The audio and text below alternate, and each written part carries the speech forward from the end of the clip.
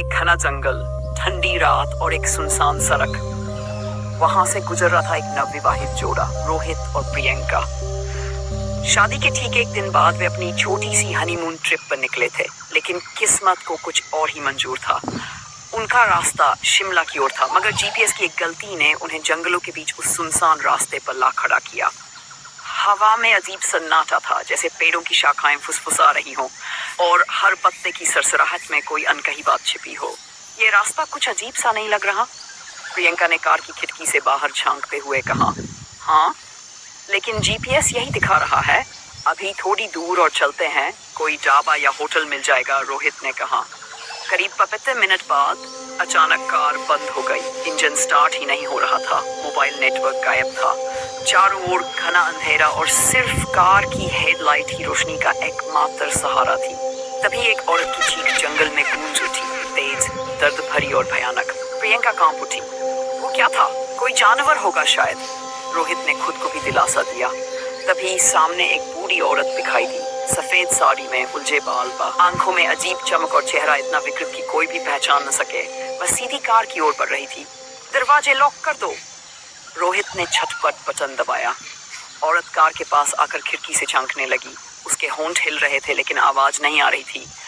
अचानक उसने जोर से खिड़की पर थपकी मारी। थप! प्रियंका चीख पड़ी और अगले ही पल वो औरत गायब हो गई। दोनों एक दूसरे को घबराए हुए देखने लगे। तभी रोहित को सड़क किनारे एक पुरानी हवेली दिखाई दी। वो देखो, शायद वहां से मदद मिल जाए। क्या तुम पागल हो? उस भूतिया जगह पर चलना चाहते हो? कोई और चारा नहीं है। ये जंगल रात भर हमारे लिए सुरक्षित नहीं। वो दोनों टॉर्च लेकर हवेली की ओर चल पड़े। हवेली जर्जर थी, दीवारों पर काई जमी थी और दरवाजा खुद ब खुद चरचराते हुए खुल गया, जैसे किसी ने उनका स्वागत किया हो। भीतर घुप अंधेरा था। दीवारों पर अजीब चित्र बने थे, उल्टे पेट, जलते हुए इंसान और एक औरत जो बच्चों को अपने बालों से लपेटे खड़ी थी। अचानक एक दरवाजा खुद ब खुद खुला और ठंडी हवा का झोंका आया। उस कमरे के बीचों बीच एक झूला हिल रहा था और झूले पर कोई बैठा था।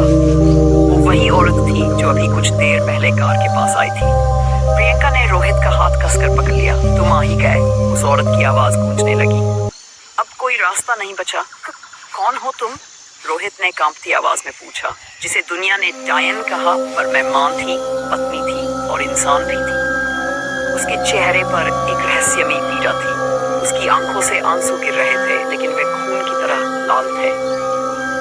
मुझे इस गांव वालों ने मेरे बच्चे के साथ जला दिया, कहा कि मैं डायन हूँ। मेरी परछाई से उनकी फसलें सूख रही हैं। मेरे पति ने भी साथ नहीं दिया और आज भी मैं इस जंगल में भटक रही हूँ। मुझे मोक्ष चाहिए। हमें जाने दो, हम तुम्हें कोई नुकसान नहीं पहुंचाना चाहते। प्रियंका ने रोते हुए कहा, जाना है तो मेरी एक बात पूरी करनी होगी, औरत ने कहा और एक कोने की ओर इशारा किया। वहां एक पुराना झूला पड़ा था और एक फटी सी गुड़िया रखी थी।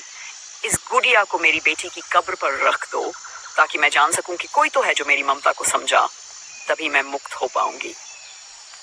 डरते डरते रोहित ने वो गुड़िया उठाई। औरत की आत्मा अब धीरे धीरे हवा में खुलने लगी, लेकिन तभी हवेली की दीवारें हिलने लगी। एक जोरदार गड़गड़ाहट हुई और पूरा कमरा अंधकार में डूब गया। जब दोनों को होश आया तो वे एक खुली जगह पर थे। जंगल पीछे और सामने एक छोटा सा मंदिर दिख रहा था। उसी मंदिर के पास एक छोटी सी कब्र थी। उस पर लिखा था मीरा, केवल 6 वर्ष की। रोहित ने कांपते हाथों से गुड़िया वहां रख दी। तभी हल्की सी हवा चली और मंदिर की घंटी खुद ब खुद बज उठी। जंगल के ऊपर एक रोशनी की लकीर आसमान की ओर उठी, जैसे किसी आत्मा ने मोक्ष पा लिया हो। प्रियंका की आंखों से आंसू बह निकले, लेकिन कहानी यहीं खत्म नहीं हुई। वो दोनों किसी तरह पास के गांव पहुंचे। वहां एक बाबा से मिले और सारी बात बताई। बाबा ने उन्हें चुपचाप सुना और कहा, तुम दोनों ने जो किया वो कोई आम इंसान नहीं कर सकता। उस आत्मा को जिसने 100 सालों से किसी से बात तक नहीं की, उसने तुम पर विश्वास किया। इसका मतलब है तुम्हारा जन्म किसी बड़े कारण के लिए हुआ है। रोहित और प्रियंका को अब एहसास हुआ कि उनकी मुलाकात उस आत्मा से इत्तेफाक नहीं थी।